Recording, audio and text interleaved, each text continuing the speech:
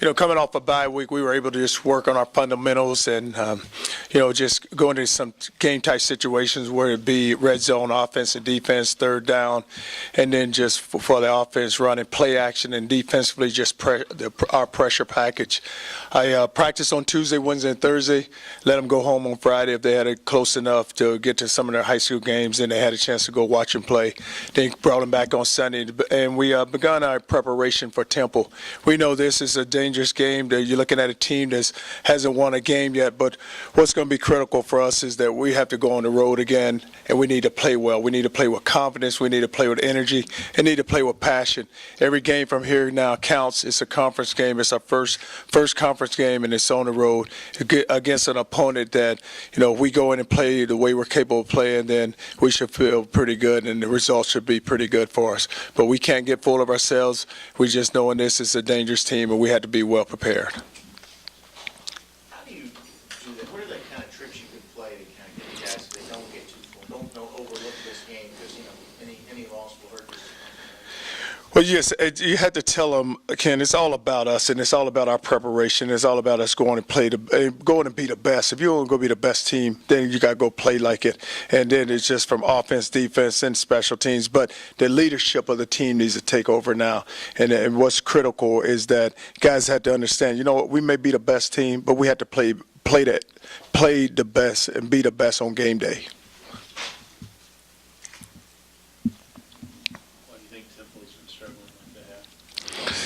Well, I think that anytime there's a coaching change, you still just try to find your niche or really what you are. You look at them offensively, the quarterback they started last year, they moved him to wide receiver, and they try to run the zone read with a quarterback, and they throw the ball a lot. So they're throwing more this year than last year. They were more of a running team, but defensively they have one of the leading tacklers in the middle linebacker in the conference. So it's a team that they're just still trying to find their niche and just trying to find out really who they are. Speaking of coaching changes, Charlie, how do you read the mid-season changes we've seen in the last couple of days? Well, I was on the staff one time that happened to us when I was at Florida. So it happens, and as a coach, you just continue to coach, and you just try to get your players, try to get them prepared to go play each and every week. Has there been a change in the culture of college football in that regard? Coaches more involved? No, because if you think about it, and that happened to us, I think in 2000 and I want to say 3 or 4. I was at Florida at the time, and so it was a mid-season change right there. So I think that what people they want results, and if you're not giving them what they want, then there's going to be a change. But you hate to see it happen because you're friends with a lot of those guys, and you hate to see you hate to see it happen with them because they've had some success before.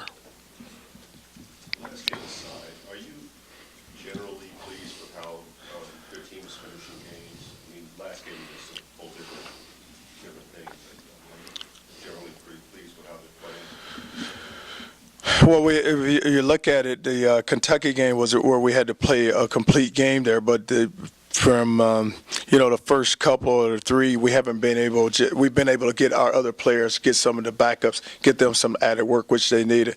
Because you look at it, you got a chance for Teddy to come out, Will Gardner to go in and take some snaps, and even on defense, you had a chance to play a lot of players. So we get a chance, an opportunity to play a lot of players and letting them get some game reps under their belt. Offensively or defensively, is there any particular aspect you're hoping to emphasize in a game like this? No, we're just going to play just offensively. We're going to do what we always do, and on defense, we're going to run our package and special teams. We're going to do what we do, and it's just because of the team we're playing, we're not going to change. We're going to see what tendencies they have, but we're still going to run our package.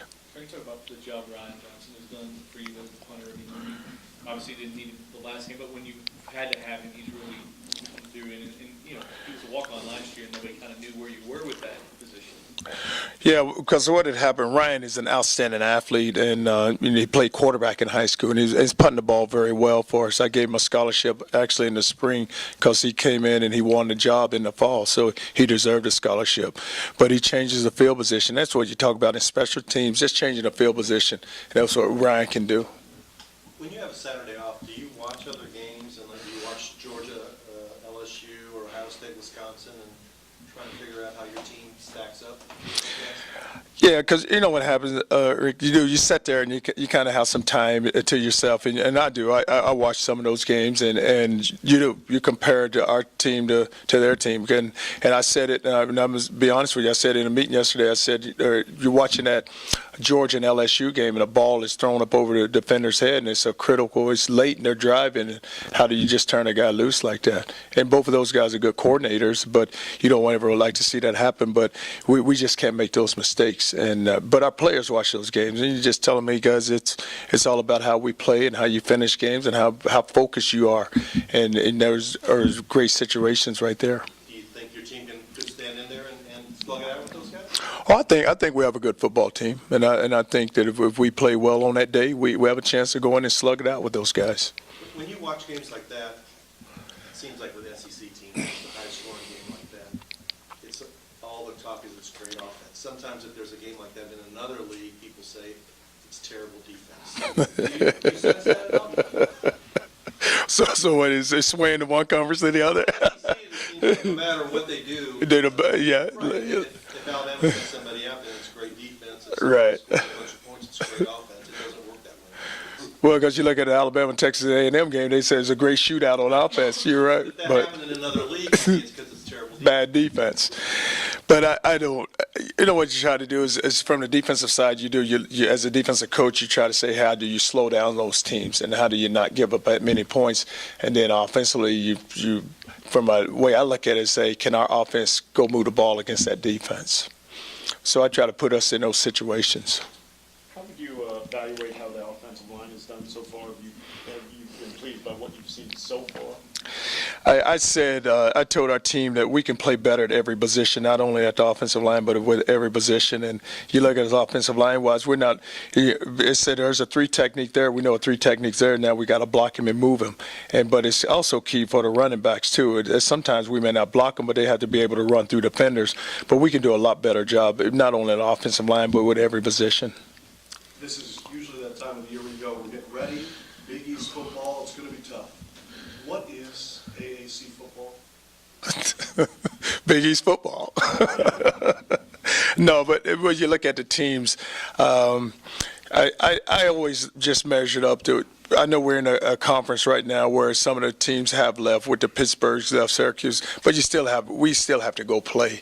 And it doesn't matter what team or who the opponent is. It's all about us getting our team. We had to prepare our team to go play and making sure that we don't have no slip-ups ourselves. Because it's Temple, so it's all about Temple this week. And not to look ahead to anyone else. Let's just make sure that we stay focused and that our mindset is all about going and get a great game plan and making sure our team is ready to go lock in and go play this game. What is it like for you to keep having to answer that question every week? Oh, you do, but because people look at where we are, and I think that they look at the team that we have, and so they say, okay, you guys have a good football team, but you're not playing anybody. But I tell our team all the time, it's all about how we play, and we can't worry about what anyone else says. Is it harder having a short turnaround on the back end? I mean, you have to come back on Thursday night. Is it more difficult? Do you put anything? You don't think ahead at all for that game? No, what we had a chance to do last week is that since we were open, we had a chance to go and look at Rutgers because it's a short week, so you play that game Saturday. So the preparation has to be next week. When we come back on Sunday, it's got to be treated like a Sunday, but a Monday's got to be treated like a Tuesday, and a Tuesday's got to be treated like a Wednesday because it's such a short week. What do you know about this Temple team? Look at their schedule outside of their the game at Notre Dame. It doesn't look like they've really been blown out of any games. They've been right there.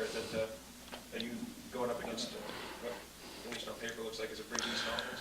Well, just offensively, they create problems because they run the side play, but with every side play, there's a route. So if the quarterback feels like he's getting hit at the side, he's going to just throw the ball outside. So he had to cover down on the perimeter, which usually with a side play you don't do because you just, you try to load a box and make sure that you have a guy that tackles a dive and the guy that takes the quarterback.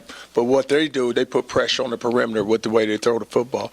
So it's just making sure that we don't turn anyone loose in the back end. Charlie, you've made reference multiple times today and through the season about it's all about us. The expectation is that these games may be lopsided.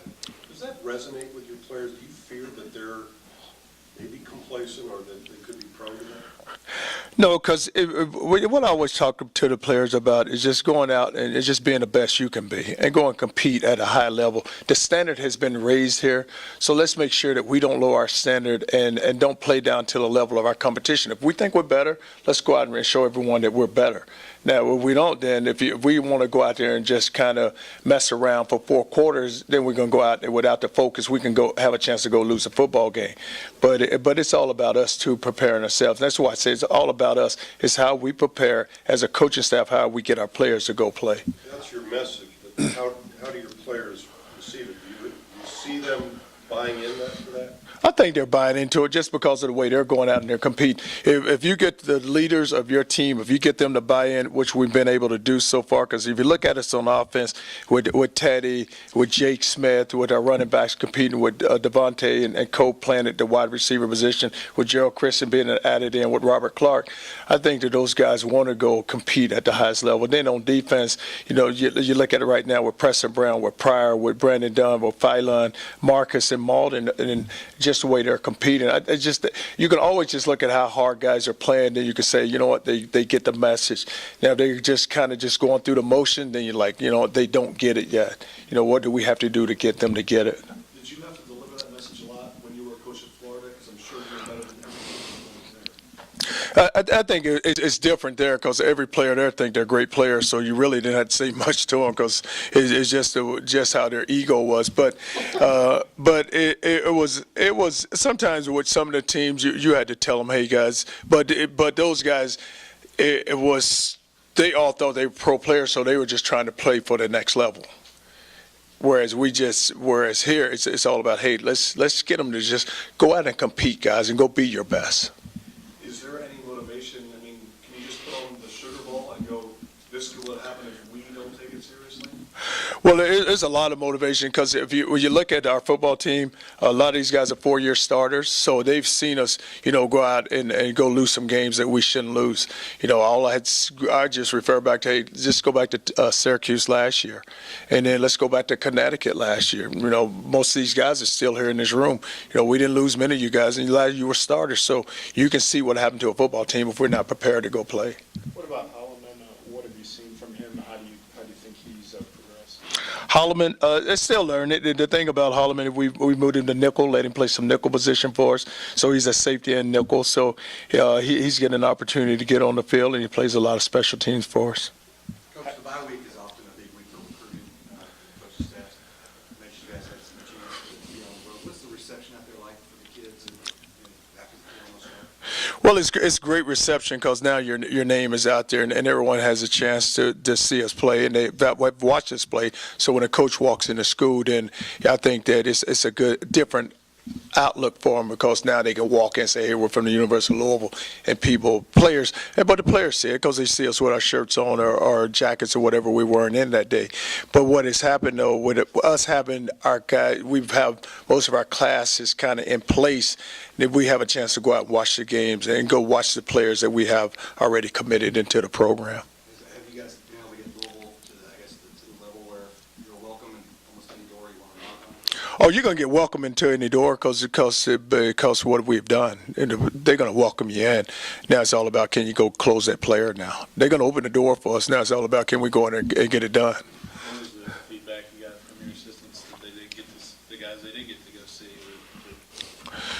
Well, what we did was we just saw guys that we already had committed into the program, so they had a chance to get into the high schools and see the principals and the teachers and some of the coaches. But we just went to see the guys that we already had committed. So you through 4 games, and you said earlier on the conference show you're pretty healthy injury-wise, pretty fortunate. Are there any guys, Brooks is a guy who, would you expect him back? Or are there any guys that are right there you're trying to get healthy now that you might expect back soon? No, because, with those guys that has been hurt and hasn't played up to this point, we haven't even figured them into the equation because we're playing so well right now. But if they happen to get back, then, it just give us more depth. But right now, we're not even talking about them. You're playing at this level, and there's a concern, I guess, about looking past overmatched opponents. How do you use playing time as a carrot to keep guys motivated? You know, what I try to do when you talk about, like, we're seeing a team that we're overmatched, we try to go on with just goals. Like we say defensively, these are the goals we like to set this week. And just see if our players can reach those goals. And then offensively, this is what we like to see get done this week. So when you're saying, you know, like for the FIU game, you know, we just say, hey, this is a team that we should go out and beat. If we play at our level, we play the way we expected to go play. But you try to put goals in front of our, just, you know, that week. These are the goals that we're trying to get accomplished so that our players will go out and see if they can accomplish those goals.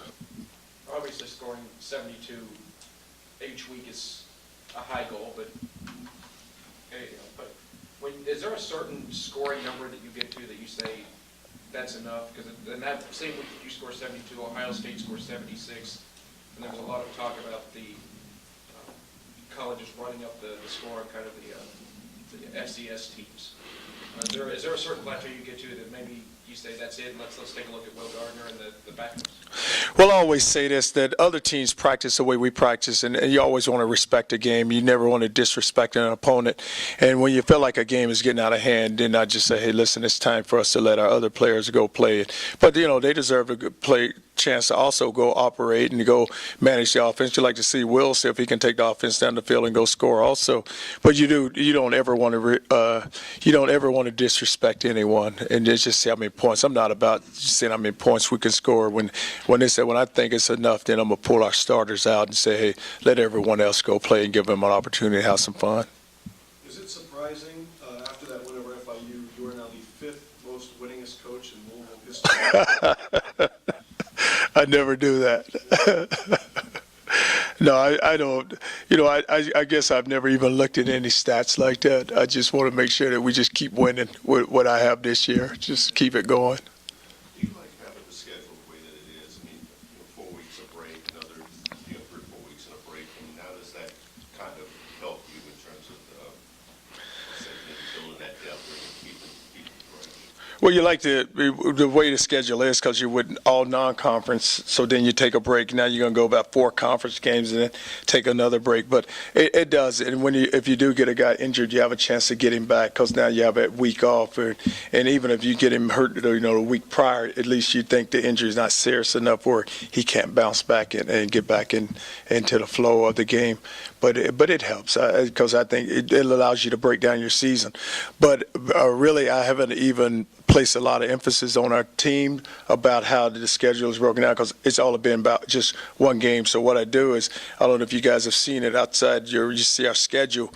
The only team that shows right now is Temple. So I cover up the rest of the games. Even the opponents we played, they're not there. I just keep it out. So the only team right now is Temple, and that's it. Do you watch the NFL at all? No, I don't watch much NFL. Just college ball. Are there any defensive coordinators out there or assistant teams right now that have really impressed you this year? In the NFL, I haven't really watched.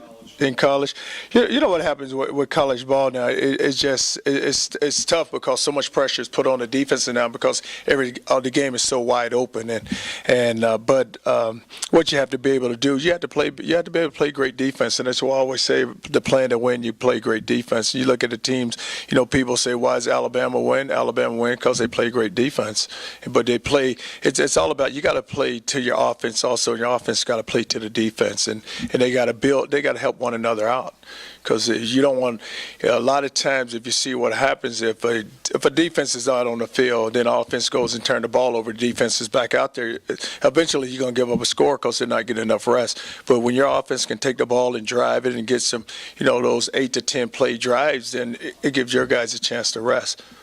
Charlie, you were asked a little bit about it over at Planet Fitness last week, but would you like to see the stadium enclosed eventually? And has the crowd you all have gotten so far, and feel like that's something you guys can do?